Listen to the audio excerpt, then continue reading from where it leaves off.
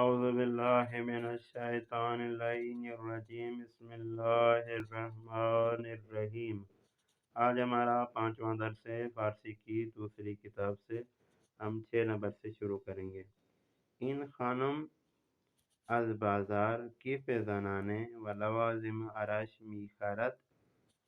او لوازم آرایش را در کیفش می‌گذارد.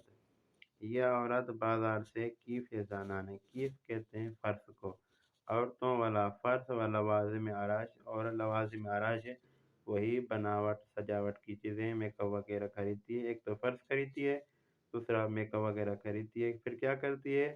او لوازم آرائش را در کیفش می‌گذارد، وہ لوازم آرائش کو اپنے فرش میں رکھتی ہے۔ نمبر 7، آقای محمدی فرزندش را ہر روز صبح با ٹیکسی به مدرسه میبرد و ظهر به خانه میآورد۔ آقای محمدی اپنے بیٹے کو ہر روز صبح ٹیکسی کے وسیلے مدرسے لے جاتا ہے اور ظہر کے وقت اپنے گھر لے آتا ہے۔ یہ تھا آج کا ہمارا 5واں درس۔ امید ہے دوستان اس درس کو سنیں گے، اس درس کو لکھیں گے، اس درس سے استفادہ حاصل کریں گے۔ والسلام ورحمۃ اللہ۔